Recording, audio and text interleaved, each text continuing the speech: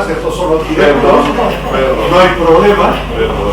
Digo que cuando fechas atrás comenzamos este ciclo de mujeres que hicieron historia, las reinas de España, pues queríamos traer hasta aquí la biografía de unas mujeres que pasaron a los anales de la historia como esposas, como compañeras, y yo empleé la palabra adosadas a la figura de sus maridos, que menos en el caso de la reina doña Isabel II, que era la que ostentaba el trono, pues todas ellas lo que hicieron fue adornar el reinado de sus maridos.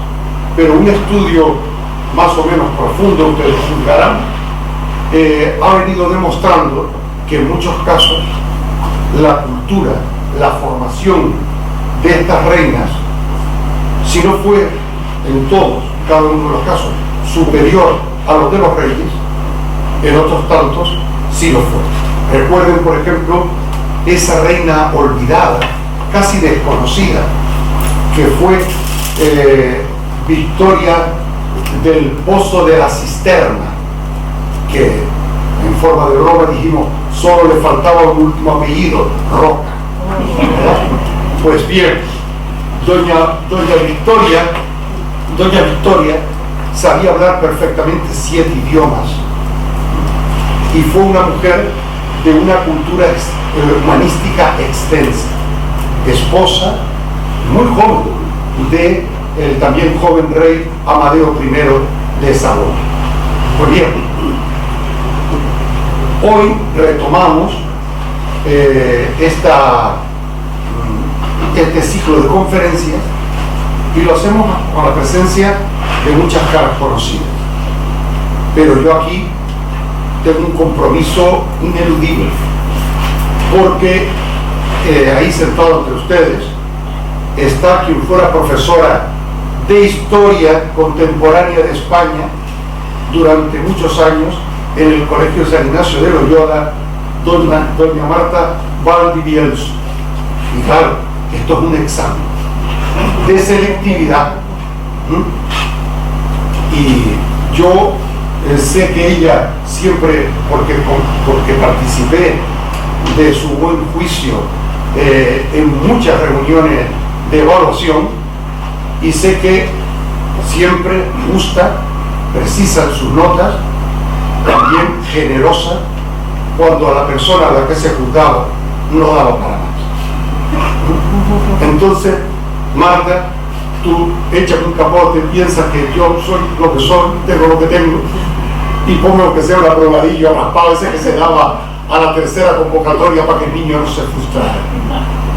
Y para que las madres que llamábamos madres columnas no se nos presentaran, porque el colegio tenía unas columnas media huecas donde se escondían algunas madres que no pedían hora para hablar con los tutores y los profesores, y cuando salíamos nosotros nos atacaban de pronto para pedirnos cualquier favor que no se podía pedir en otro lugar. Bueno, pues bromas aparte, con todo el cariño del mundo, intentaré hacerlo lo mejor posible, Marta. Seguro que sí. Pues bien, voy a hablar de una persona realmente excepcional, como persona y como reina de España, pero que en mi vida profesional, primero como profesor de historia y también como hacedor de la historia, que no historiador, sino hacedor de historia. Y si ustedes quieren, porque los 39 años y medio de mi vida en la museología, tuve que tratarla numerosas veces. Ya no sabía si era doña María Cristina de Habsburgo y Lorena, si era la reina consorte de Alfonso XII, no sabía si tratarla como la doña Virtudes, que comentaba nuestro don Benito Pérez Galdós, cuando la tachó así de doña Virtudes, En otro momento se me podía presentar como Krista, la joven austriaca que un día fue obligada, casi obligada, a casarse con el rey de España, viudo de doña María de las Mercedes, su prima. Y otras veces como aquella madre amantísima que en un momento determinado, no sabiendo qué hacer ante los insomnios y los miedos infantiles de su hijo, el rey don Alfonso XIII, le pidió a su amigo y confesor que escribiese unos cuentos para ella poderlos leer al pie de la cuna de la augusta figura de su majestad, ¿no? Y entre otras cosas tuvimos la suerte que se escribiera para Alfonso XIII un cuento que ha roto fronteras y que hoy es pues de los cuentos más bellos jamás contados en todo el mundo. Igual no saben que nació en una calle, en la calle Arenal, aquí para los que le va la marcha, enfrente de la Joya Eslava, a los que les gusta comer bien frente al Museo del Jamón, y ahí un sacerdote jesuita, esto tenía que ser jesuita, esto escribió El ratoncito Pérez, o el ratón Pérez.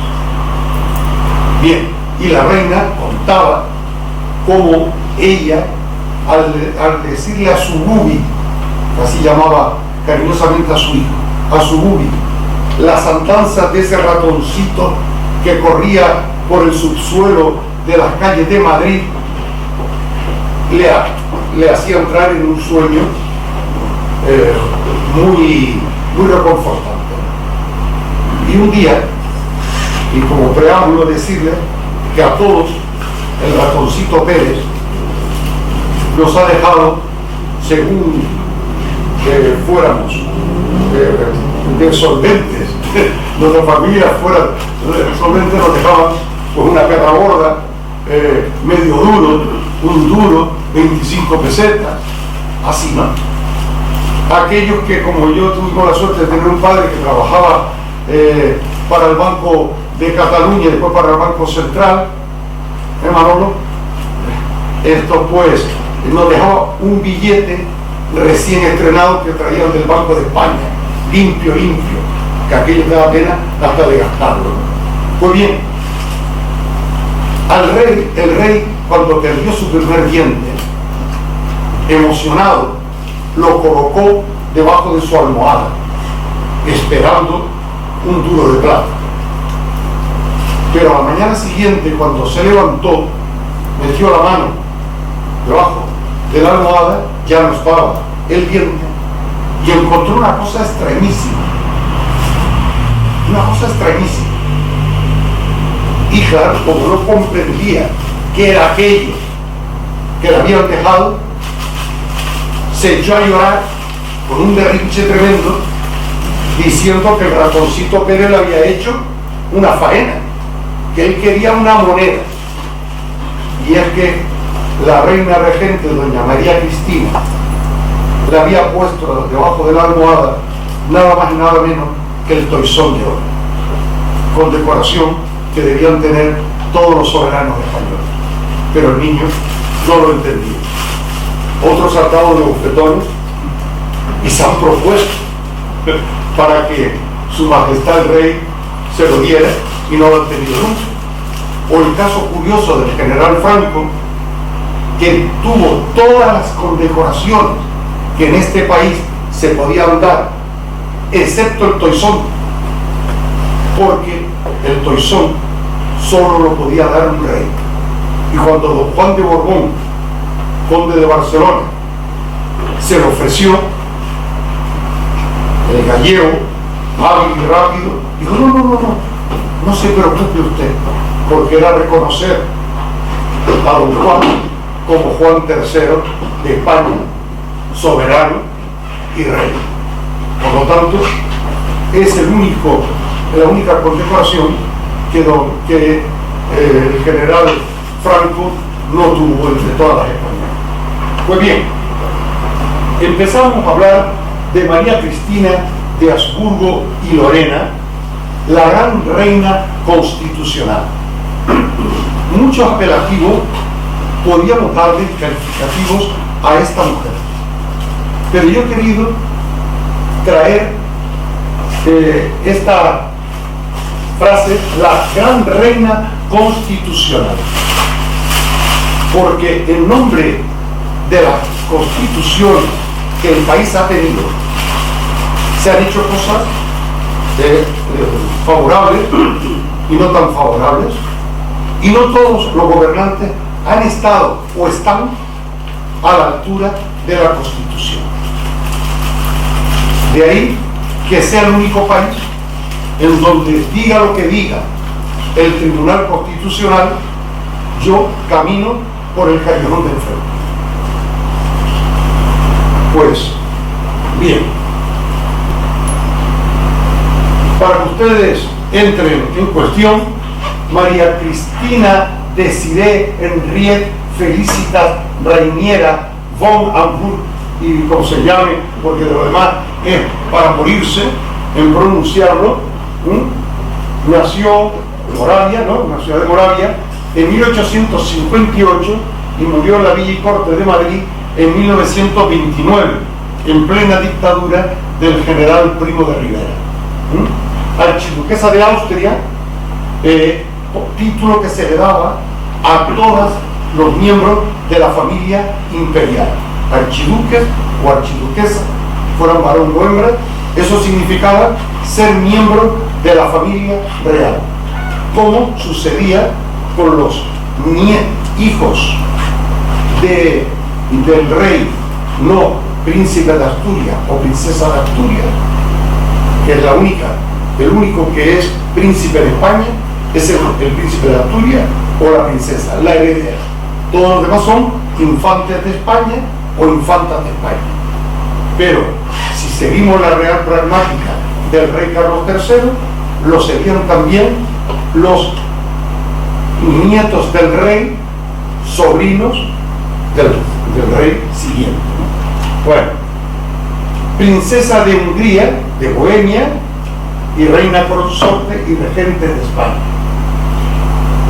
A la reina se le conoce en España casi siempre vestida de luto, vestida de negro, absoluto. No en vano quedó muy joven y muy prontamente viuda del rey don Alfonso XII.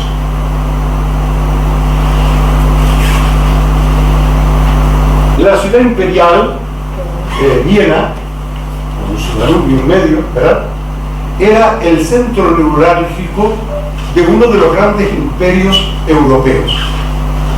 Recuerden que hoy la República Federal Austriaca no es ni el 10% de lo que fue Austria en todo el siglo XIX y hasta la Primera Guerra Mundial.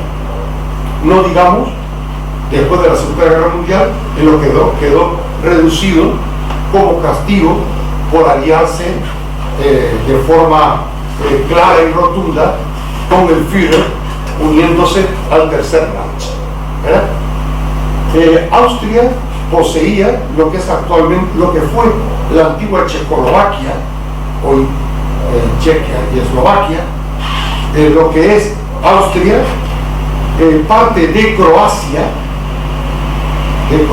o casi toda Croacia, parte también de Serbia, es decir, para hablar como todos pintamos canas menos un joven fan que tengo aquí todos los días, pues recuerden, Checoslovaquia, parte de Polonia, Austria, Yugoslavia, Hungría, parte de Bulgaria y un trozo de Albania.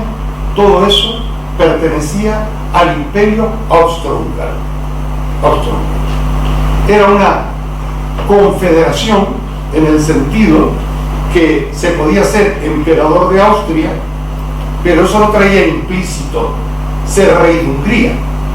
Los húngaros lo que hacían era aceptar al rey emperador de Austria como pretendiente a su corona, y él se hacía coronar rey de Hungría. ¿Comprendido? Sí. Bien. Cuando hablamos de Austria, recordamos pues la primacía en muchos órdenes de cosas. No solamente un ejército importante que había ganado mucho prestigio parándole los pies al turco, al otomano, también porque Austria, Viena, era la sede falsa de la casa de los Habsburgo, porque los Habsburgo en verdad eran borgoñones, eran de una región situada entre lo que actualmente es Luxemburgo, Francia y Alemania, pero ya en la Alta Edad Media habían pasado a Austria y habían asentado sus reales. En lo que llamamos la Gotha, que es como el estudio genealógico de todas las casas reinantes de Europa, se destaca la casa de Habsburgo como la más vieja, aquella que sobrevivió. Recuerden, por ejemplo, que en España la casa Trastamara termina con la reina doña Juana I de Castilla, la mal llamada Juana la Loca, ¿verdad? Y pasamos a la casa de Austria y después a la casa de los Borbones. Por lo tanto, nuestra monarquía, muy antigua, de raíces casi visigóticas, pierde esa hondura porque cambia de nombre, de apellidos. Pero los Habsburgos mantuvieron ese privilegio de un solo apellido desde finales del siglo XIII-XIV hasta nuestros días. ¿Comprendido? Austria es también una ciudad como París, Berlín, bueno, vamos a decir porque ha estado Manuel Bull, Londres, no tanto, pero bueno, son ciudades emblemáticas, son ciudades europeas 100%, aunque algunos se quieran ir. Ahora están pidiendo venir, parece ser. Cuando se le han vaciado las estanterías de los supermercados, quieren venir. Bueno, pues bromas aparte. Son ciudades, Roma, son ciudades que todos creemos conocer, creemos disfrutar y creemos cercanas a nosotros, porque culturalmente formamos parte de esto que hemos dado a llamar la cultura de Occidente o la cultura europea occidental. Bien, la moda austriaca, como la moda parisina, pues se hizo evidente durante años, ¿no? Si había un gran compositor que estrenaba alguna de sus composiciones en los teatros o en los conservatorios o en los grandes espacios habitados para la música en Viena y triunfaba, ya estaba consagrado. Nadie osaba en ningún lugar del mundo decir que ese músico, ese compositor, no era todo un maestro. Y con respecto a otro orden de cosas, pues también siempre se pensaba que quien triunfaba por lo menos en París y en Viena, por algo serio. Bien, y Viena es además la sede de una de las cortes con el protocolo más estricto y más duro que jamás haya existido. Y digo esto porque cuando alguna reina austriaca vino a España, le advirtieron: cuidado que en Madrid el protocolo quita el sueño. Es decir, tenía fama la corte madrileña, que seguía la tradición de los Austrias, de ser también una corte muy estricta. Por ejemplo, nuestra reina doña Victoria Eugenia de Battenberg, la esposa de Alfonso XIII, lloraba y se quejaba de que el estricto protocolo español no le permitían ver a sus hijos sino 2 horas al día, y que jamás se podía presentar sin permiso previo del rey en la zona habilitada para el príncipe de Asturias y los infantes, por muy reina y por muy madre que fuera. Pues bien, ese estricto protocolo va a marcar la vida de nuestra biografía. La archiduquesa no era una mujer bella, y si fuera un hombre también lo diría. Yo veo al rey Carlos II y digo: señores, miren por otro lado, si no quieren que las arcadas le produzcan un dolor de estómago irreparable, ¿no? La reina no era guapa. Le hacían el favor los pintores y también los retratistas de fotografía de modificar un poco, de suavizar unos rasgos excesivamente fuertes que tenían. En palabras de algún biógrafo del momento, hoy trasnochado y políticamente incorrecto, facciones excesivamente varoniles. Bien. Nace, como digo, nieta de emperador, sobrina de emperador, y nace en una pequeña corte que cada archiduque de Austria poseía, inferior a la de su pariente el emperador, pero muy digna de cualquier casa noble, pero lanzada a la grandiosidad. Por ejemplo, en España podía ser comparable cómo vivían los Medina Sidonia, los Medinaceli o los Alba. Pero esto siempre dentro de la gran corrección que marcaba el nunca irse más arriba de, para que el emperador no sintiera en ningún momento el que estaban ocupando su lugar. Cuando esta joven, que ya con 18, 19 años hablaba perfectamente el húngaro,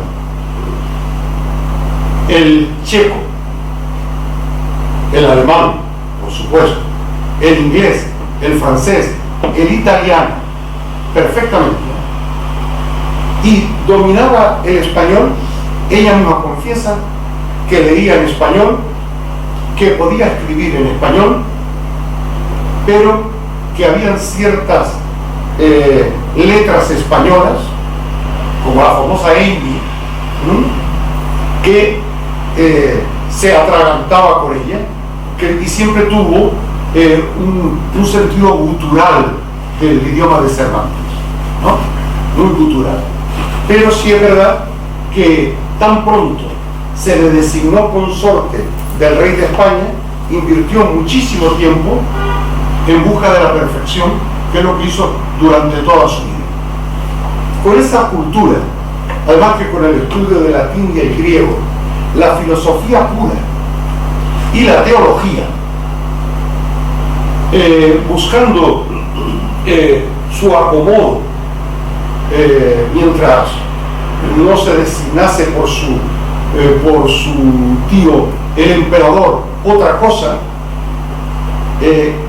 pidió que se le diese un cargo de responsabilidad, y su tío buscó en ese cargo pues esto que está aquí, Su Alteza Imperial debía ser abadesa de una institución creada unos cuantos años antes, que era la institución de damas nobles del castillo de Praga.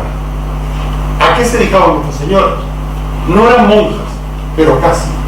Tenían voto de castidad, no de pobreza, porque cada uno iba por los dotes que su familia le daba. Se dedicaban al estudio, a la oración y a la búsqueda incesante del conocimiento. Y tenían unos privilegios extraordinarios. Por ejemplo, el asistir a las grandes funciones eclesiásticas bajo palio, cosa que solamente lo hacía el emperador. A formar parte de consejos de Estado para la designación de gobernadores, ministros, etc. Una especie de grandes consejeras. ¿Se acuerdan aquellos que han estudiado historia de las vestales en el mundo latino? Pues algo por el estilo. Unas mujeres dedicadas al culto de la inteligencia. Este es el pórtico que todavía existe hoy del Instituto de Damas Nobles del Castillo de Praga. Y aquí tenemos algo que sucede sin que ella prácticamente lo quiera o se dé cuenta. A la joven María Cristina no le faltaron pretendientes. Los pretendientes no iban buscando en ella su hermosura, porque dijimos que carecía de ella. Su simpatía, creo que tampoco, porque aquellos que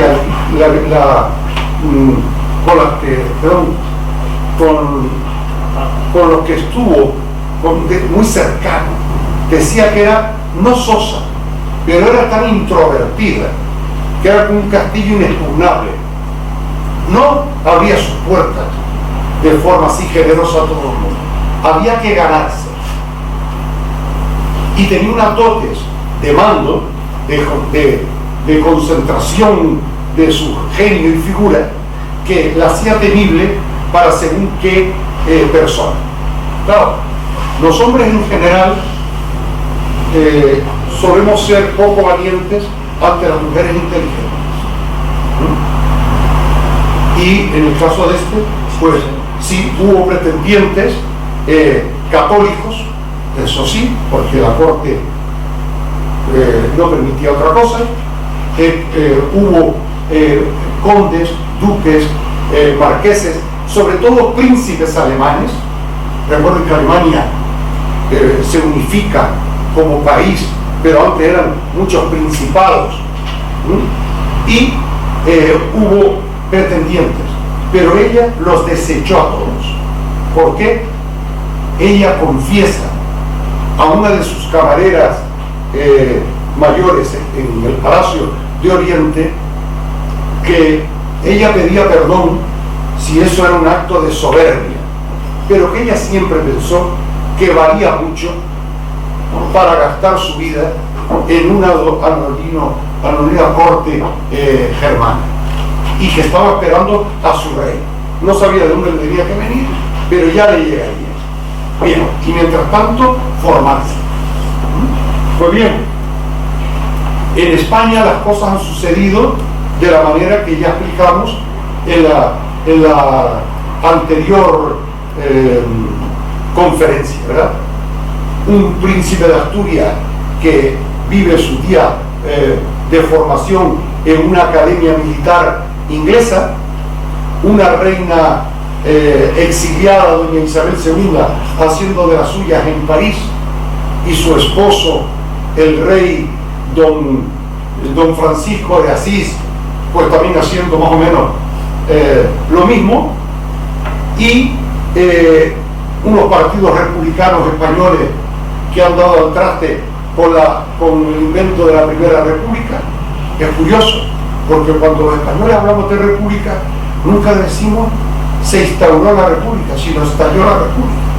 Yo digo que si fue por aquel mal sabor de boca que nos dejó aquella república en donde con 13 meses, 4 presidentes y otros tantos gobiernos, pues terminamos con el grito aquel unánime de viva Lorca o viva Cartagena, Estados libres e independientes, ¿verdad? O bueno, en aquel federalismo a ultranza, porque en este país nunca nos quedamos a media, ¿eh? Siempre vamos a más. Bien, pues esto se está tratando, recuerden cómo los políticos españoles están tratando de llegar a un entente, a un acuerdo en aquello que se llamó la Constitución de 1878, la restauración borbónica. Recuerden aquel Prim que había dicho: los Borbones jamás, jamás, jamás. Y miren por dónde se lo ha tenido que tragar, y no 3 veces sino 4. Pues bien, pero también recuerden cómo el ejército se subleva en Sagunto, y cómo un rey que tenía que venir como pacificador, el rey Alfonso XII, en verdad viene pues por una sublevación militar. Y después la pronta boda, el pacto de familia en contra de lo que pensaba la reina doña Isabel II, con una hija de Montpensier, ¿no? con una hija de don Antonio de Orleans. ¿Sí? La muerte prematura de la reina hace que el rey no pueda cumplir con la primera función que tiene que tener cualquier monarca español: dar un heredero a la corona. Eso es lo primero. Malo, bueno, regular, Borbón o Bobón, pero hay que dar un heredero a la corona. Pues bien, en este caso, al morir ella sin descendencia, por Europa se manda a una serie de políticos españoles, hábiles negociadores, como lo habían hecho antes. Recuerden cuando trajeron al pobre de don Amadeo, fueron ofreciendo a los Hohenlohe, a los tal, y España, fíjense ustedes que no la querían, las casas reales, y después más tarde tampoco la quiso el propio don Amadeo. Pues bien, pues se fueron buscando y llegaron a Austria, y en Austria el emperador, no fulanito ni menganito, no, el mismo emperador, deseoso de fortalecer su posición en Europa, que estaba capitaneada por la pequeña gran Victoria, más tarde de Windsor, cuando se cambió su apellido alemán, ¿no? Porque era un poco sospechoso eso de que fuera alemana. Pues bien, por un lado era la reina Victoria, se hizo llamar la abuela de Europa, y el emperador prusiano. La política estaba entre Londres y Prusia, y a veces con la presencia de Francia cada vez que su situación interna se lo permitía. Fuera en sus imperios, recuerden Napoleón III, que empieza como presidente de la República. Pues bien, igual algunos lo están pensando: reino de la República y después me hago rey. Pues bien, pues como iba diciendo, es que se me vienen las cosas a la cabeza inmediatamente. Como iba diciendo, el emperador de Austria piensa: bueno, un pacto con España es importante, y ofrece ¿a quién?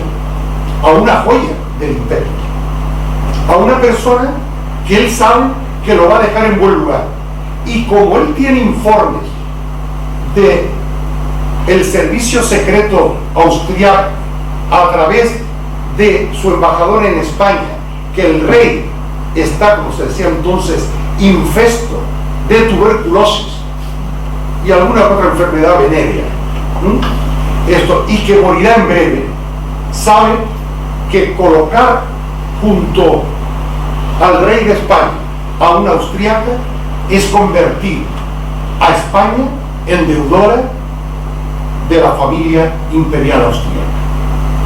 Y entonces le presenta su decisión a la joven María Cristina de Habsburgo y Lorena. Y ella, en un primer momento, se resiste, porque su posición como abadesa es extraordinaria. Y España no está pasando por sus mejores tiempos. Recuerden que España nunca se hizo la reforma agraria que se quiso. Desechamos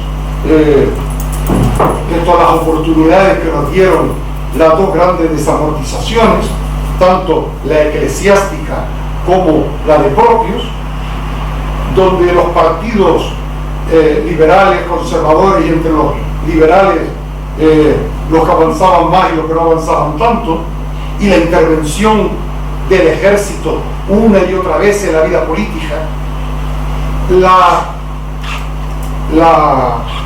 influencia,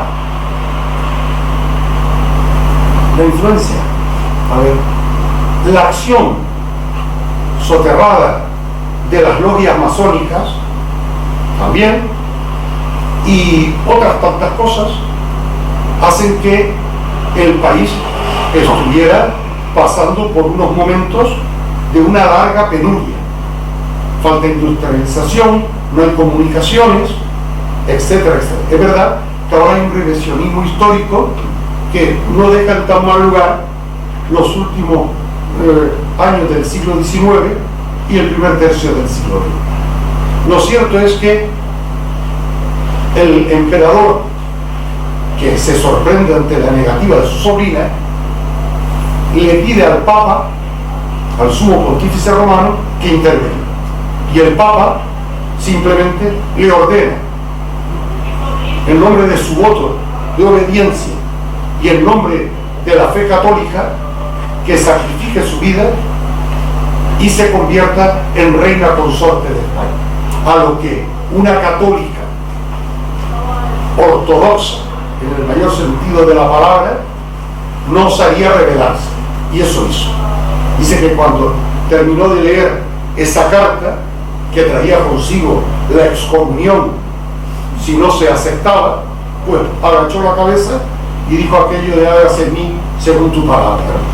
Pues bien, llega a España y el rey dice que le comenta a uno de sus ministros: hombre, fea, lo que se dice fea no es tanto. El Borbón, que ya tenía 3 hijos con una actriz de teatro muy importante y otros que nunca reconoció, etcétera, él sabía que, bueno, eso del amor él lo tenía muy entrecomillado. Y empieza con estas bodas reales, en donde ella asume un papel simplemente de esposa, de consorte del rey. Hay un estatuto del consorte o la consorte del rey o de la reina, en donde, por ejemplo, el consorte nunca mandaría callar en público al príncipe o al rey. Bueno, y entra en el mejor palacio de Europa, actualmente hablando. Yo no digo que Versalles no lo fuera en tiempo del rey Sol. Yo no digo que el de Viena no lo fuera antes de la Segunda Guerra Mundial, como otros de Europa. Pero sí es verdad que todos están reconstruidos y muchas veces, por ejemplo, Versalles, en su interior, todo lo que tiene, en gran parte, son copias manifiestas de lo que tuvo antes de la Revolución Francesa, en el que se quemó todo el ajuar inmobiliario del mismo. En cambio, el Palacio Real de Madrid, gracias a la generosidad bueno, que no sea talento, porque todo hay que decirlo, de los dos presidentes de la República, de la Segunda República Española, dos caballeros, uno, don Niceto Alcalá Zamora, y el otro, don Manuel Azaña, que se instalaron como presidente, como jefe de Estado en este palacio, no ocupándolo en su totalidad, pero no permitieron jamás ni el saqueo, ni el robo, ni el cambio de estancias, permaneciendo. Bueno, lo extraño fue que cuando el marqués de Lozoya en el año 40 entró en palacio, dice que se encontró maravillado porque todavía estaban los juguetes de los infantes de España en sus cuartos. Estaba la ropa que no se llevó la reina Victoria Eugenia, y habían hasta las copas ganadas en los diferentes deportes por el rey Alfonso X. Es decir, no hubo saqueo, no hubo pillaje, no hubo destrucción, y por eso el palacio guardaba todo. Por eso digo, llega a este palacio,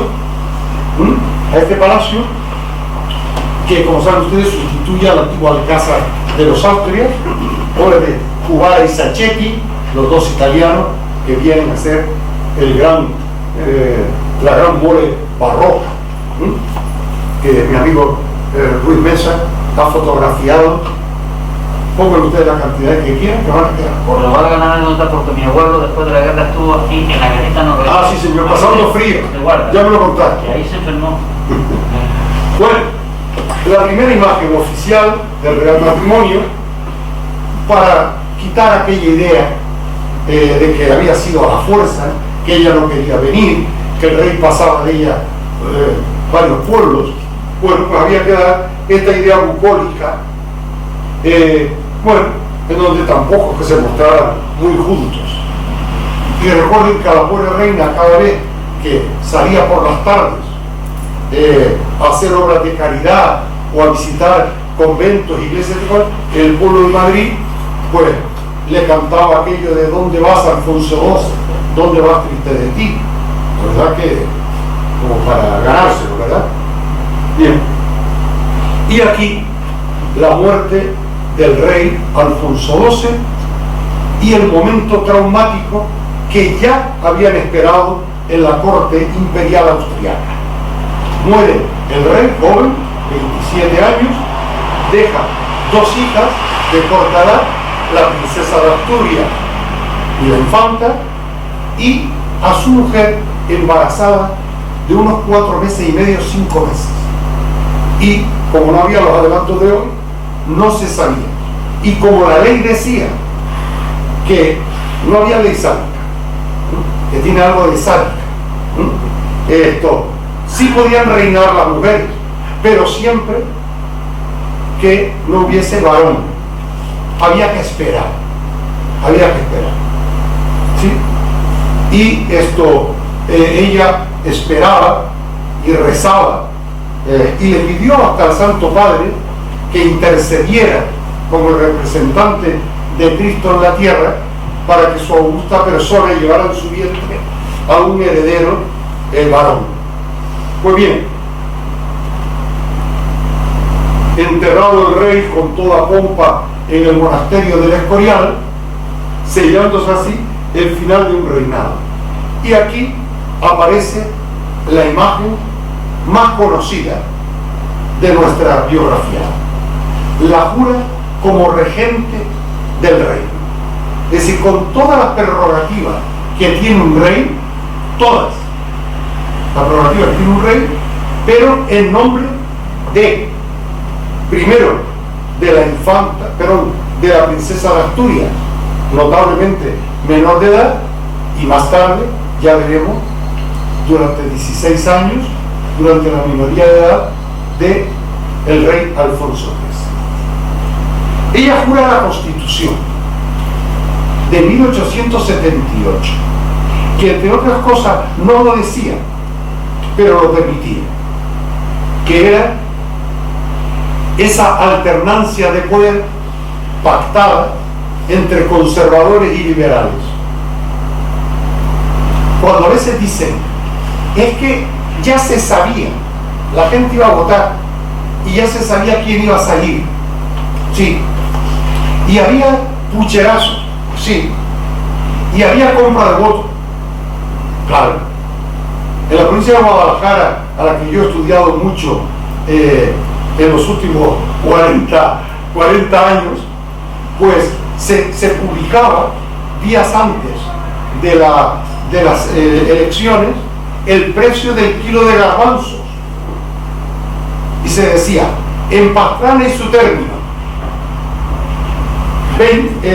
10 céntimos, en Sigüenza y Molina de Aragón tanto. ¿Cuál era? Los partidos judiciales le ponían precio a los votos, pero como no podía decir cuánto le iban a pagar por voto, decían cuánto pagaban por garbanzos. Y ahí siempre salía el conde de Romanones, que era el dueño de la provincia. O cobraba y votaba, o simplemente no tenías trabajo, tenías que emigrar. Porque como el conde era dueño del 70 y tantos % de la tierra de Guadalajara, pues sencillamente se le invitaba a marcharse. Pues bien, había todo eso. Bueno, es como, ¿cómo se llama el que nos hace ahora las encuestas? Este señor que siempre... Tesano. El Tesano, es una maravilla, un talento tremendo. Pues bueno. Y su majestad la reina, doña María Cristina, con sus hijas, doña María de las Mercedes. Imagínense qué mujer con inteligencia da el nombre de la anterior mujer de su marido a su primera hija, que si no hay varón hubiese sido reina de España, y a su hija María Teresa, recordando a la gran María Teresa, la gran emperatriz austríaca. Y se cumplen los 9 meses y nace un vástago, un regio vástago, que, si tenemos que hacer caso a sus biógrafos, no nace de nalgas, aunque algunos por la vida posterior hubiese dicho, pues seguro, no nace de cabeza, como nacemos la mayoría, sino que nace por los pies. Y dice don Alfonso XIII: fue tal la emoción del médico al conocer que era varón, que dejándome todavía mitad de mi cuerpo dentro de mi madre, se cuadró y gritó: ¡viva el rey! Lo que pudo suponer una falta de oxígeno, y algunos de sus enemigos decían: pues parece que sí. Pues parece que sí. Pues bien, nace Alfonso XIII, y según la costumbre real, yo no sé si ustedes saben que las reinas con sus propias manos colocan a sus hijos en el suelo, sobre una alfombra, y que hacen pasar al rey, y que el rey, para reconocer a ese hijo como hijo suyo, lo eleva a todos los presentes y con él hace la señal de la cruz. Como en este caso no había padre, es la reina la que hace el gesto de ponerlo en el suelo, levantarlo, ¿no?, y hacer el gesto de reconocerlo como hijo legítimo de su marido. Bien, y empieza el caminar de Alfonso XIII. Alfonso XIII, don Fernando de León y Castillo, que fue asesor jurídico de la reina y amigo de la reina, le recomienda dos cosas: apártele usted de las sotanas y de los sables. Y de los sables. Si quiere usted que la monarquía sobreviva en España. El exceso de sotanas a su alrededor, o el exceso de sables a su alrededor puede suponer la caída de la monarquía. El rey solo tiene que ser obediente a la Constitución y tiene que ser un rey para todos, no para parte de. ¿Y dónde se tiene que afianzar? En la legalidad vigente, no en un partido, en otro, no en una moda, una costumbre o en la prensa o en la no prensa. No, el rey se tiene que cimentar sobre la Constitución, la de 1878 o aquella que se pudiera modificar con posterioridad. Bien, aquí tenemos el ratoncito Pérez, parte de la infancia del rey, y que nosotros, la mayoría, ya podemos volver a escribirle, porque ya se nos irán cayendo los dientes debido a nuestra extrema juventud. Además es una ilusión volver a tener. Bueno, y empieza toda una política de acercamiento de la familia real al pueblo llano. Los gobernantes no se conocían. Un teldense o un laspalmeño, un gran canario de los siglos XVI, XVII, XVIII, ¿qué sabía del rey de España? Quien tenía la suerte de haber ido a las casas del regidor en la plaza de Santa Ana, habían visto un retrato del rey, pero eso eran pocos. O si tenían amistad con aquella familia que en su escudo ponían que nos no venimos de reyes, que reyes vienen de nos, los Manrique de Lara, también podían ver a los reyes. O si vamos, muy humilde, mis grandes amigos, y tengo muy buenos amigos Manrique de Lara, y eso que se lo digo, humildad sobre todo. O si iban a la casa condal, también veían a los reyes, pero eran familias, muy pocas familias conocían al rey. Las monedas, con todos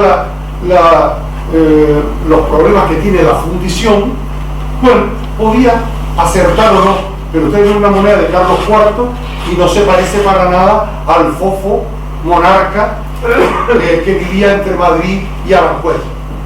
El rey Carlos III sí, porque como lo ponen de perfil y su gran nariz lo hacía tan peculiar, todo el mundo sabía que era Carlos III y nadie más, ¿no? Bueno, pues ya estamos en el mundo de la fotografía, del grabado, bueno, y de toda la variante litográfica, ¿no? Y entonces la reina hace, no sabemos si aconsejada por alguien o por ella misma, todo un ejercicio de propaganda de la familia real. Cualquier cosa buena que le sucediera al país o cualquier cosa mala que le sucediera al país, la familia real debía ser fotografiada o debía ser dibujada y publicado en todos los rotativos, aunque hubiese que pagarlos esos rotativos. Para eso la familia tenía una asignación que es muy importante para mantener todo ese mundo de propaganda. Era una monarquía muy al estilo inglés, al estilo de los Windsor actuales. Carreras de caballo, juegos de polo, visitas a lo que sea, pero tienen que estar presentes. Una familia real como la nuestra actual, que parece fantasmagórica, ¿no? Porque esas infantas no se le ven en ningún sitio. Los reyes aparecen de vez en cuando en los telediarios, le dan un minuto a él y todo lo demás al boletín oficial del Estado, etc. Bueno, pues dicen, no, es que quieren guardar como le dicen, un perfil bajo. Pues están en los sótanos, ¿eh? Porque a veces ni se le ve. Y la presencia de un gobernante y de un monarca es importante. Decía Churchill que la monarquía se basaba en el misterio que transmitía. ¿No? El misterio que transmitía. Pues bien, la reina sí lo supo. Y entonces, ahí la tenemos, ella es reina, está sentada en una especie de trono, pero ¿qué está haciendo? Está trayendo para sí a su hijo. ¿Y su hijo qué hace? Descansa sobre ella, como diciendo, mi fortaleza la adquiero de esta mujer que ha sacrificado su vida por mí. Vestido de militar, también es verdad, un guiño a ese estamento que siempre estaba presto a morir. Y ahí lo tenemos en diferentes momentos, siempre al lado de su madre. Miren esta fotografía aquí, este grabado, esta pintura, un óleo sobre el lienzo de mano derecha. La reina descansa su mano derecha, la mano con la que firma los decretos, la mano que mantiene el cetro sobre los hombros de su hijo. No es una carga pesada. Verán que no lo agarra así, ¿no? Está como depositando el peso de la nación, el peso del poder, pero como diciendo, suave es el trabajo que ejerzo por ti, ¿no? Y aquí tenemos el momento en que Su Majestad el Rey, con 16 años, le corre prisa a los políticos españoles, siempre con tan pocos escrúpulos, a ser rey a un rey de 16 años para poderlo manejar como una marioneta. No esperaron a los 21 años, ni a los 23, que era lo que la ley decía, la mayoría de edad, sino a los 16, para quitarse del medio a doña Virtudes, para que la reina, que los había mantenido a raya y que no les había dejado pasar una sobre la Constitución, ya no tuviera que opinar. Pongo un ejemplo rápidamente. Miren, tenía el rey 5 años, ya esto lo he explicado alguna vez, cuando la reina había oído 4 o 5 veces el himno nacional, la marcha real, mientras ella bordaba una bandera de España para la armada. Le preguntó a su camarera que qué le pasaba a la Guardia Real con tan pachín pachín. Y ella le dijo: a la Guardia Real no le pasa nada, majestad, cumple con su obligación. El rey, 5 años, se asoma a la balconada de la armería, saluda, y la Guardia Real rinde honores al general en jefe de los ejércitos de España. Cumple con su obligación. La reina, como una madre llena de cierta furia, va y le afloja un bofetón y le dice que eso no se hace. Pero inmediatamente dice su secretaria particular que se va a su secretaria, a su mesa de escritorio, y le escribe al presidente de las Cortes acusándose de alta traición y lesa majestad. Ambas cosas eran castigadas por la pena de muerte. Y cuando le llega ese pastelón al presidente de las Cortes, dice: he atentado contra su majestad el rey, lo he abofeteado a mi rey. Constitucionalmente hablando, tiene un largo recorrido, y va a ser ese señor que tienen ahí detrás, don el Canario, el Mauro de Telde, don Fernando de León y Castillo, quien salve a la nación española de esa aprieto. Porque como la reina no va a declarar en las Cortes, nunca ha ido a declarar. Antes perdieron algunos la coleta que ver a un rey de España en las Cortes para declarar. Pues coge y él hace una pregunta a la camarera mayor que representaba a la reina. Cuando la reina se dirigió dirigió a su majestad el rey y alzando la mano le abofeteó, ¿qué le dijo? Majestad, eso no se hace. Señor, eso no se hace. No, contestó la camarera. Le dijo, Bubi, hijo mío, eso no se hace. Y entonces el sagaz don Fernando le dijo a los diputados y a los senadores, vamos a condenar a una madre que con todo el cariño del mundo corrija a su hijo. Y se superó ese trámite burocrático. Pero ¿por qué se llegó a ese punto? Porque la reina quería demostrar que ni ella, siendo reina, soberana y regente de España, estaba sobre la Constitución. Es decir, qué bofetón, no a su hijo, sino a toda la clase política española. La Constitución no es lo que se han creído algunos, que tanto en castellano como en cualquier otro idioma de esta patria nuestra, creen que son canciones de cuna para ser saltadas a la comba. ¿Verdad? ¿Se acuerdan aquello de la luna de Cataluña, quiero ser tan alto? Pues, algunos creen que la Constitución es una canción para saltarla. La reina vino a demostrar con ese gesto que ni ella misma podía saltarse la Constitución, aunque fuera una cosa mínima, una cosa casi absurda. Bien, sigo rápidamente. Aquí tenemos a Alfonso XIII, muy mejorado por su pintor de corte, y aquí tenemos a una reina que va a ser motivo de la próxima conferencia, la reina Victoria Eugenia de Battenberg, nieta de la gran Victoria de Inglaterra, una mujer bellísima, extraordinaria.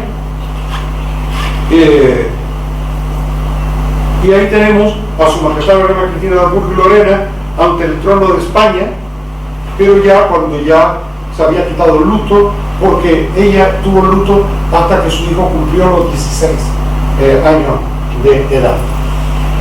Bien. No sé si hay alguna más. Sí, este es el Palacio Real de Miramar de San Sebastián, regalo de los vascos de Donosti a la reina, porque saben ustedes que tradicionalmente donde se encontraban bien los reyes de España era en Vascongadas, o si ustedes quieren en el País Vasco. Ya decía nuestra buena reina doña Isabel I de Castilla, si quieres a un honesto consejero que tenga al menos de sus 4 apellidos uno vasco. Bien, aquí la tenemos paseando. Esto hizo que influyese mucho en las costumbres de veranear. Ya nuestras bisabuelas empezaron a ir a darse los baños de olas o los baños de mar. Un señor de Telde, rápidamente, don Fernando Rodríguez, tío abuelo de Ana, se trajo de Londres un bañador de rayas, de esos que hemos visto en los cines mudos, un albornoz y unas zapatillas a juego, y bajó desde su casa de Clavellina a Milenar. Se quitó todo y sin encomendarse a Dios y al diablo se lanzó a la mar bravía de Milenar en el mes de junio, fría. Y entonces Ronco miró para un grupo de amigos que estaban en un lugar que llamaban el Gaviotero y dijo: vive Dios que me recomendó el galeno que mis baños este año fueran pares, pero juro que se quedaron en nones. Pues bien, este mundo de los baños, de ir a las canteras, a la baja, cuando se habla la playa realmente aristocrática de la grande familia de Las Palmas era la Laja, la playa de la Laja. Ahí la tenemos. También esa es la estatua que por suscripción popular le regalaron a la reina regente los habitantes de San Sebastián, y que se encuentra hoy en los jardines María Cristina en la parte norte de la playa de la Concha. Aquí con todos sus nietos, con todos los nietos de hijo de Alfonso XIII. A ella se le murió en vida sus 2 hijos. Y aquí ya los últimos años de su majestad la reina, ya muy decaída, tenía seguramente una afección cardíaca y muere, ella se siente mal, se le presenta una angina, pide que no se moleste a nadie, pero inmediatamente se llama al rey y el rey está con ella en sus últimos momentos.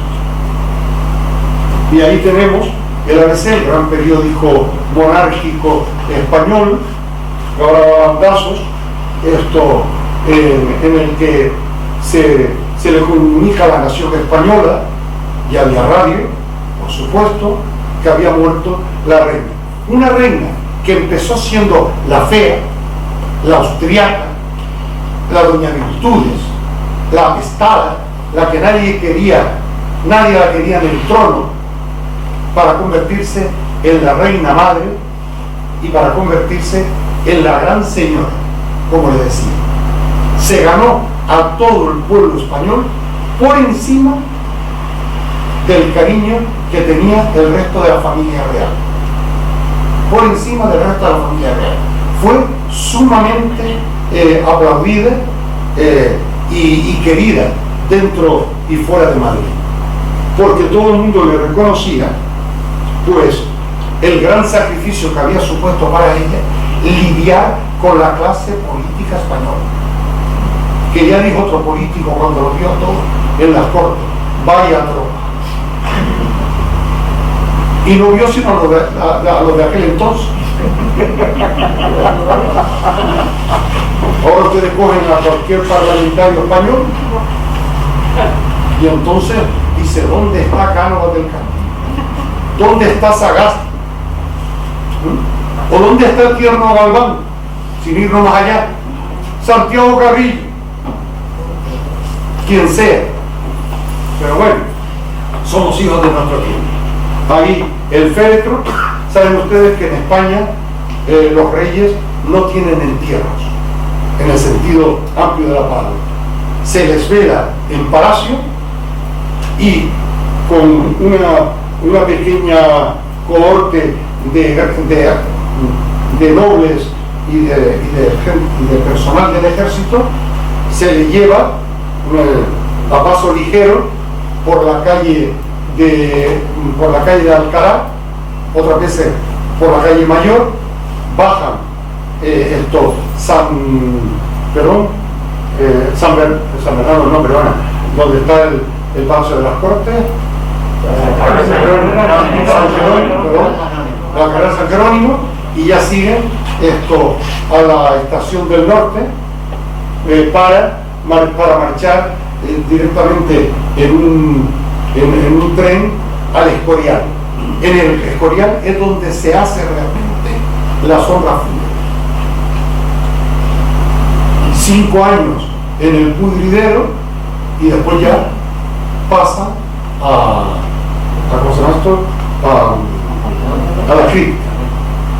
Cripta, que si eres reina o rey, padre de rey o de reina, es la cripta de los reyes, y si no pasaría a la cripta de reinas que no han tenido descendencia, príncipes, infantas e infantes. Quiero recalcar que de la reina podemos sacar una gran lección: es que todos somos libres dentro de unos márgenes de vida, ¿no? Que en el caso de ella, esos márgenes lo marcó su propio nacimiento dentro de la imperial familia austriaca, que su preparación intelectual fue muy superior a la que pudo tener cualquier reina de España en cualquier momento. Si por momento estamos hablando de las reinas de España del siglo XIX y XX y de gran parte del XVIII. Seguramente comparable a la cultura que la reina doña Isabel I de Castilla tuvo en su momento histórico, claro, sin contar con más, que estuvo a la altura de las circunstancias, que sufrió muchísimo en lo personal, en lo íntimo, porque tuvo que arreglar, entre otras cosas, el quitarse de encima la bastardía múltiple de los hijos de su marido, extramaritales, ¿no? Y también porque, pero sí tengo que decir que contó con grandes apoyos. Uno de ellos fue el señor de esta casa, don Fernando de León y Jardín.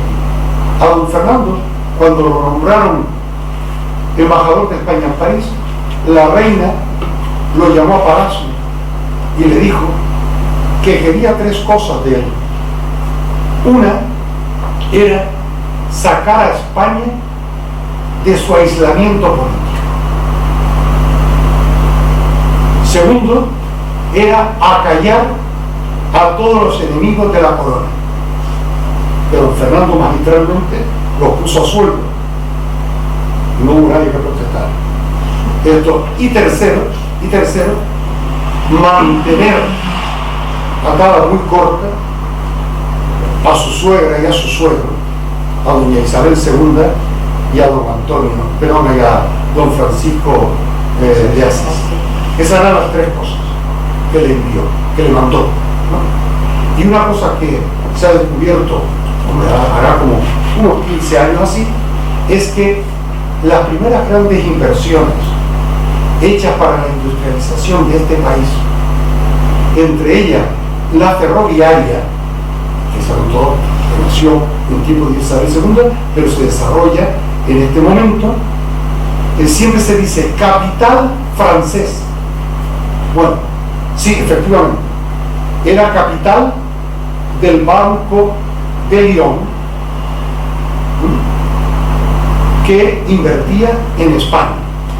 Pero hoy sabemos que el 70% del dinero invertido por el Banco de Lyon era de los fondos de la reina doña María Cristina, que animaba así a los inversores extranjeros en la renovación de la infraestructura y la modernización del país. Pues bueno, muchísimas gracias, perdonen la tardanza, pero una gran reina bien merece un gran aplauso.